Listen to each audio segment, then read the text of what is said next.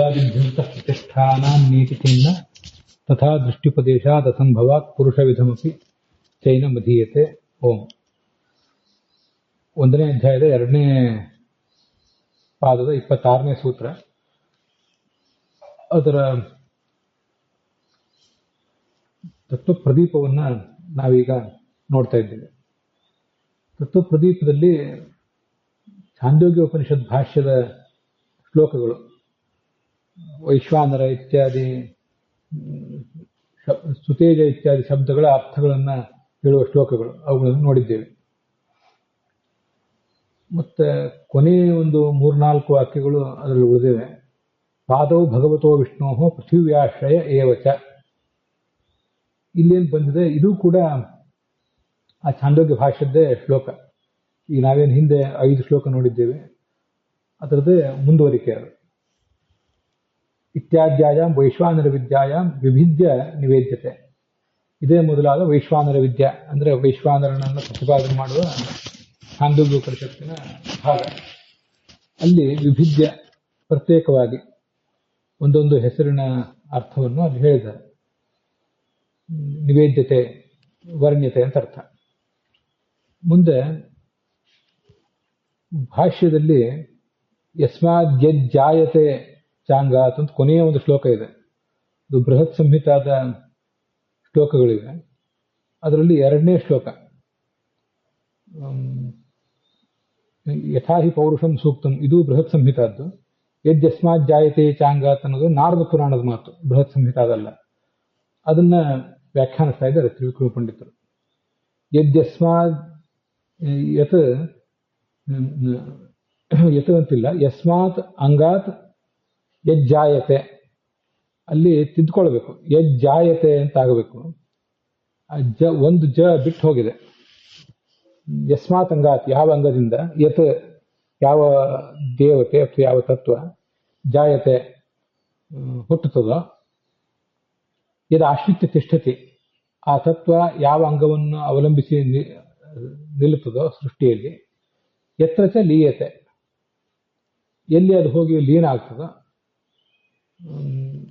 ತದ್ ಹರೇಹೇ ಅಂಗಂ, ಆ ಅಂಗ ಅನ್ನೋದು ಆ ನಾಮದಿಂದಲೇ, ಆ ದೇವತೆಯ ನಾಮದಿಂದಲೇ ವಾಚ್ಯವಾಗ್ತದೆ ಅಂತಿದೆ. ಹಾಗಾಗಿ ಅಲ್ಲಿ ಯಸ್ಮಾತ್ ಅಂಗಾತ್ ಯಜ್ಜಾಯತೆ, ಯತ್ ಯಾವುದು, ಜಾಯತೆ ಅಂತ ಹೀಗೆ ಬರಬೇಕು ಅಂತ ಹೀಗೆ ಅದನ್ನ ತಿದ್ಕೊಳ್ಬೇಕು. ಅಥವಾ ಒಂದು ವೇಳೆ ಯತ್ ಅಂತ ಇಲ್ಲದೆ ಹೋದ್ರೂ ಯಸ್ಮಾದಂಗಾತ್ ಜಾಯತೆ, ಯತ್ ಒಂದು ವೇಳೆ ಇಲ್ಲದೆ ಹೋದ್ರೆ ಯಸ್ಮಾದಂಗಾತ್ ಜಾಯತೆ ಅಂತ ಮಾಡ್ಕೋಬೇಕು. ಆವಾಗ ದ್ಯ ತೆಗಿಬೇಕಾಗ್ತದೆ. ಏನಾದರೂ ಒಟ್ಟಲ್ಲಿ ತಿದ್ದುಪಡಿ ಮಾಡಬೇಕು. ಈಗಿರುವ ಟೆಕ್ಸ್ಟ್ ಸರಿ ಇಲ್ಲ. ಯಸ್ಮಾತ್ ಅಂಗಾತ್ ಯಜ್ಜಾಯತೆ ಅಥವಾ ಯಸ್ಮಾದಂಗಾತ್ ಜಾಯತೆ ಅಂತ ಹೀಗೆ ಮಾಡ್ಕೋಬೇಕು.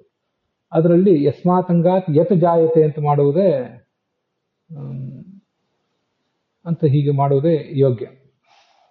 ಸರಿ. ಯಥಾ ಬ್ರಾಹ್ಮಣೋಸ್ಯ ಮುಖಮಾಸೀತ್ ಇತ್ಯಾದವು, ಪುರುಷ ಸೂಕ್ತದಲ್ಲಿ ಬ್ರಾಹ್ಮಣ ಇವನ ಮುಖ, ಪರಮಾತ್ಮನ ಮುಖ ಅಂತ ಬಂದಿದೆ. ಬ್ರಾಹ್ಮಣಾದಿ ಜನಕಾನಿ ಹರೇರ್ ಮುಖಾದೀನಿ, ಬ್ರಾಹ್ಮಣ ಕ್ಷತ್ರಿಯ ವೈಶ್ಯ ಇತ್ಯಾದಿಗಳಿಗೆ ಜನಕಗಳಾದ ಭಗವಂತನ ಮುಖ ಮೊದಲಾದವುಗಳು. ಇವೆಲ್ಲ ಬ್ರಾಹ್ಮಣಾದಿ ನಾಮಾನಿ ಉಚ್ಚಂತೆ, ಆ ಭಗವಂತನ ಅಂಗಗಳಿಗೆ ಅದೇ ಹೆಸರಿನಿಂದ ಕರೀತಾರೆ. ಬ್ರಾಹ್ಮಣ ವೈಶ್ಯ ಇತ್ಯಾದಿ ಶಬ್ದಗಳಿಂದಲೇ ಅದನ್ನ ಕರೀತಾರೆ. ಉಚ್ಚಂತೆ ಏವಂ ಇತರತ್ರಾಪಿ, ಇದು ಬರೇ ಪುರುಷ ಸೂಕ್ತದಲ್ಲಿ ಮಾತ್ರ ಅಲ್ಲ, ಎಲ್ಲ ಕಡೆಯೂ ಹಾಗೆ ಅಂತ ಅದರ ಅರ್ಥ. ಅತಃ ನ ಭಗವದಂಗೇಭ್ಯ ತ್ರಿದಿವ ದಿನಕರಾದೀನಾಂ ಭಿನ್ನಾನಾಂ ತದಭೇದೋಕ್ತಿ ನಿಮಿತ್ತ ವಿರೋಧ ಆಶಂಕನೀಯ. ಆದ್ದರಿಂದ ಇಲ್ಲಿ ಒಂದು ಕಡೆ ಅಭೇದವನ್ನು ಹೇಳಿದ್ದಾರೆ, ಒಂದು ಕಡೆ ಭೇದವನ್ನು ಹೇಳಿದ್ದಾರೆ ಅಂತ ಯಾವುದೇ ಶಂಕೆಗೆ ಅವಕಾಶ ಇಲ್ಲ. ಭಗವದ ಭೇದ ಯಾವುದರಿಂದ? ಭಗವದ್ ಅಂಗೇಭ್ಯ, ಭಗವಂತನ ಅಂಗಗಳಿಂದ.